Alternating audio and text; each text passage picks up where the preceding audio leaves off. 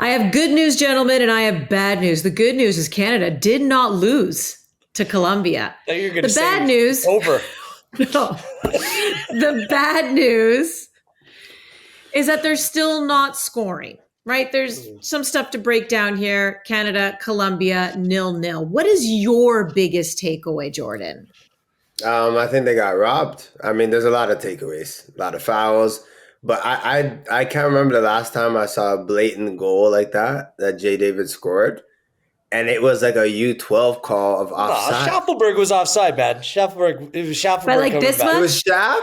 It was Schaff. It wasn't Jay David. Was Schaff a part of the play? He was coming back. He had the ball. Okay. So. And his heel, it was like by this much. But this like much. He was off though. Shaft was off. Yes. Okay. Coming back. Well, I guess I don't feel as cheated. Trying to find a measuring tape. Well, perfect. Good start, Jordan. No, I know it's a great start for me. Biggest takeaway from this match for me, I have to go to individual performance. It wasn't the best match. It was obviously a lot of fouls. The stop and start wasn't the greatest. But I think I have to talk about a time where people have called a certain player a wild card. A certain player might not fit into this team. And the way Kone looks the part, the way he can go north to south, he's dribbling with the ball. This is the highlight of this window. Okay, yes, I know it's not the best result, losing and drawing today, but the way Kone is playing, sign this man up. He could be one of the top 5 players for the squad playing like this. He is electric. He was fantastic tonight. This is my biggest takeaway. Play him, start him, keep him. No longer a wild card, a player that is going to be renowned for the side, and he's still so young. This will be like a World Cup where he has a big hand to play, and then a couple more down the line in his future. Mm-hmm. All right. So what did you take away from this, Wheels? Well, a number of things. The first one, that was a tough watch. That was a really tough watch. It wasn't easy. Look, it's not all on Canada either. It's just the nature of the game, the persistent fouling, players going down, just a game with no rhythm, very few chances.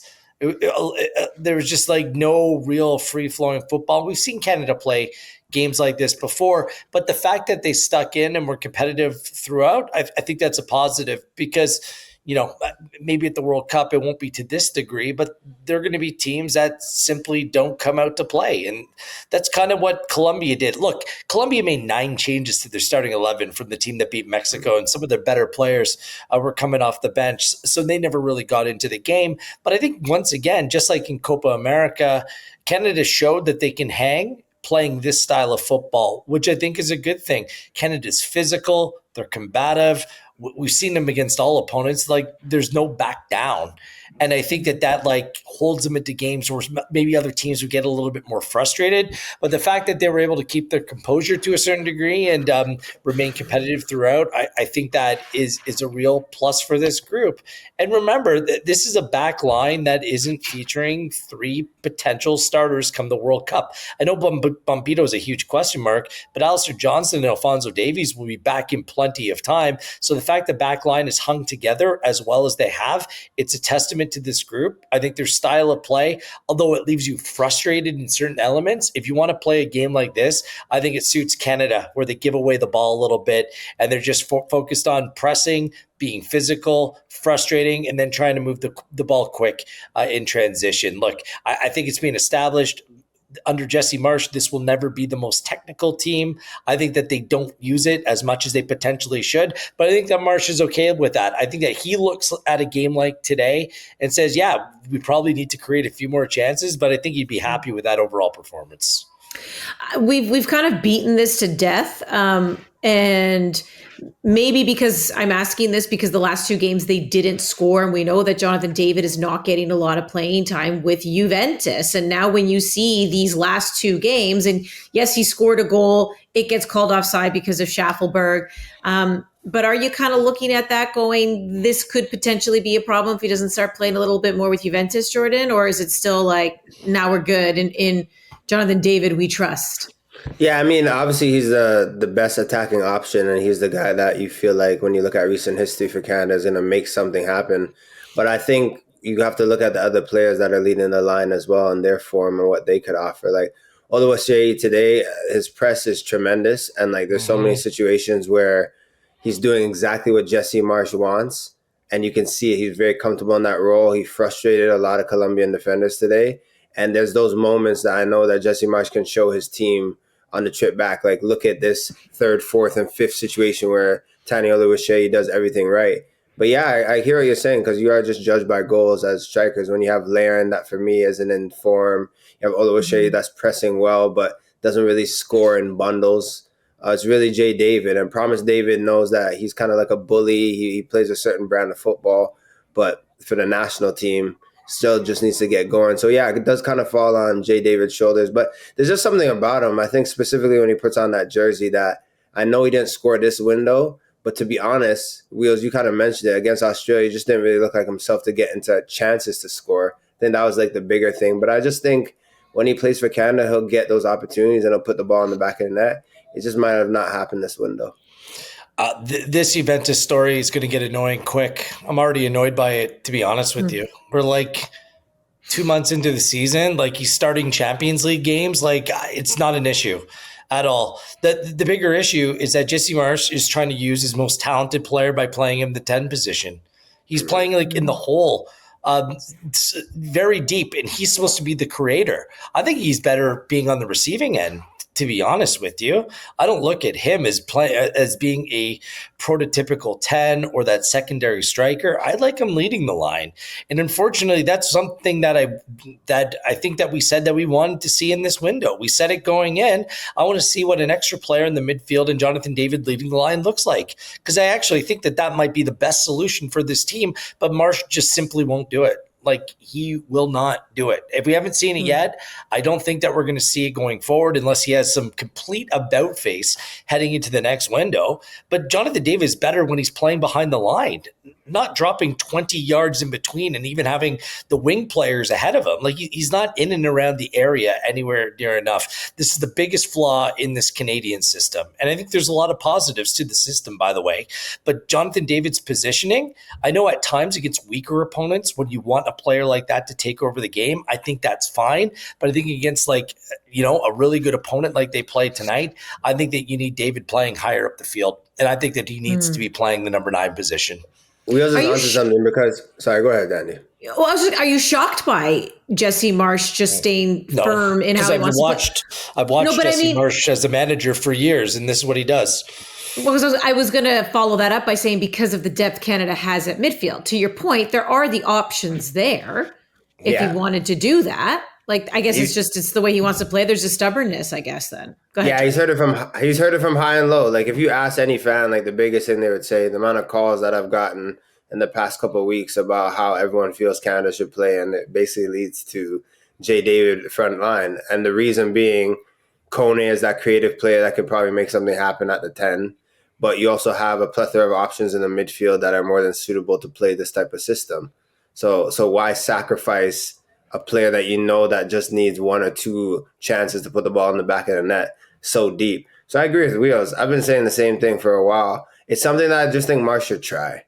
Like, I get that you want to play this type of system, and I get that Jay David fills all the roles in terms of how you want to press, and he does a lot of work behind the ball. But at the end of the day, when you're playing a great team, you might get 2 or 3 chances to win a match. You want Jay David in those positions. And we've highlighted this time and time again on match night, different situations where he's making the pass that leads to a goal or a chance. You want him on the receiving end of that slip ball, 1v1 with the keeper, has one guy to beat. That's what you want Jay David. You don't want him supplying that pass and hoping Oluwaseyi or P. David or Kyle Laren steps up in that moment. All competent players. But you want Jay David, money on the line. You want him in that position. But he's not going to play. He's not going to play him there. Like, he needs to. I mean, he wouldn't agree. I don't think that Jesse Marsh agrees with us, like, at all on this, which is fine. This is his team. These are his tactics.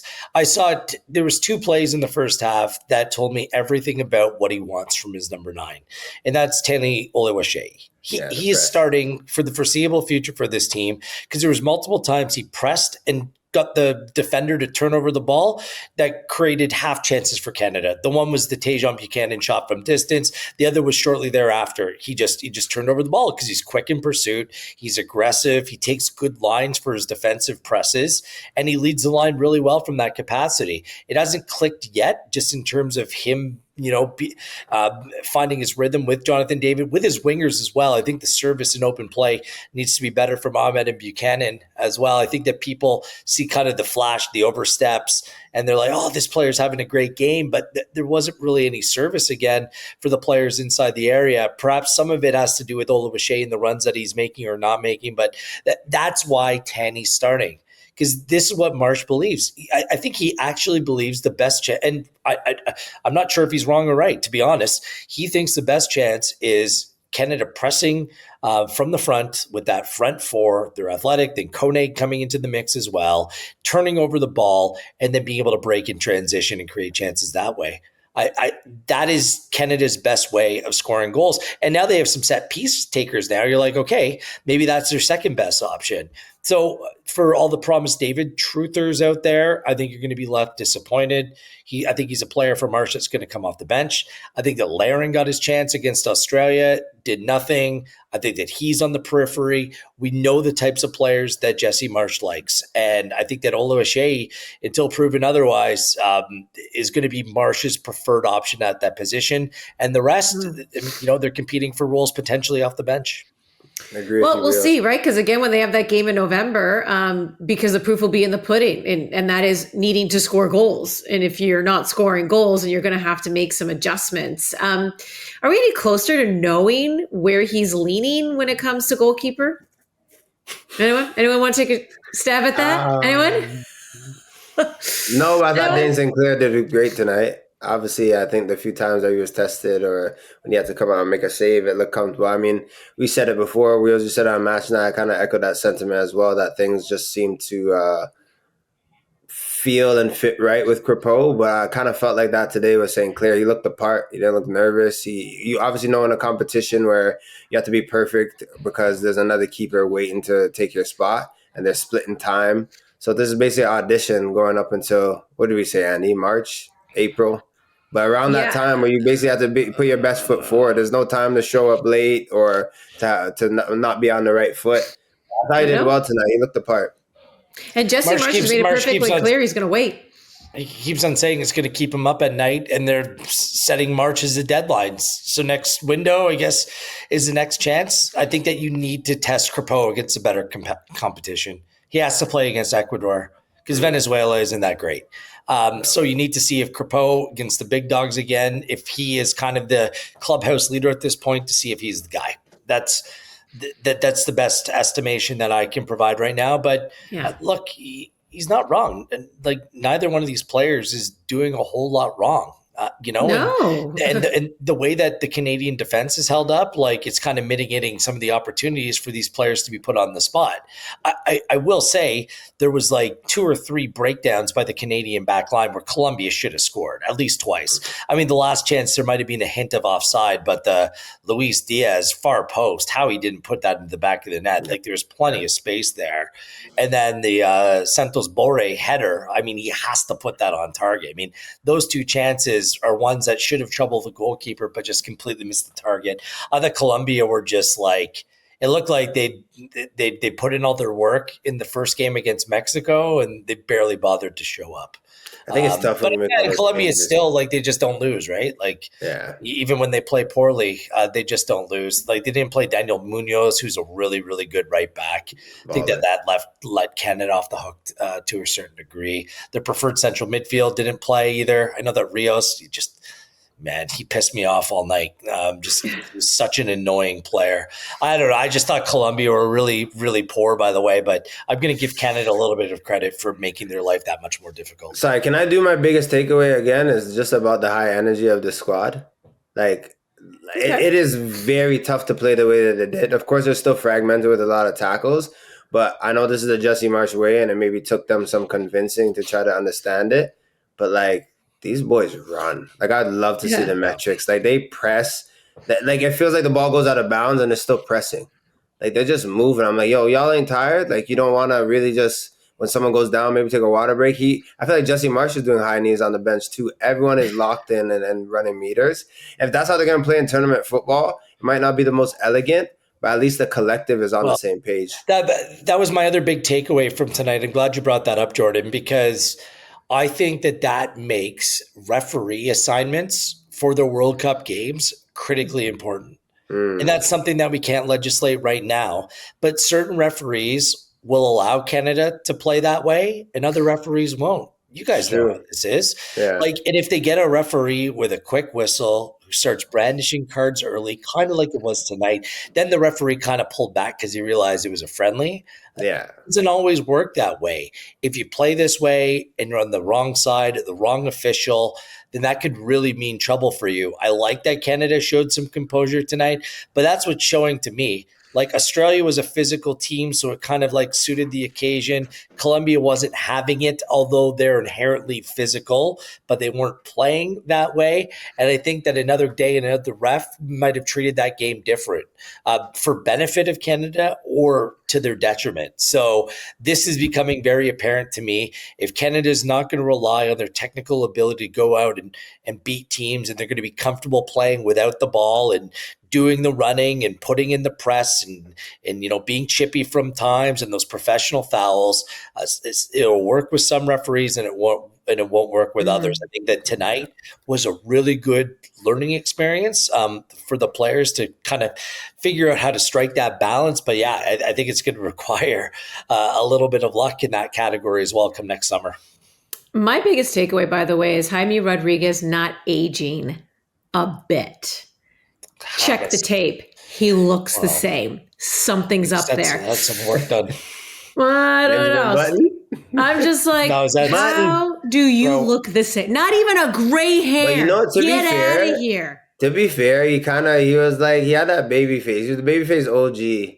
Like how many World Cups ago? Was it 2010? But sometimes a little bit of the crow's feet starts to creep. Nothing. It's called Botox. Come on.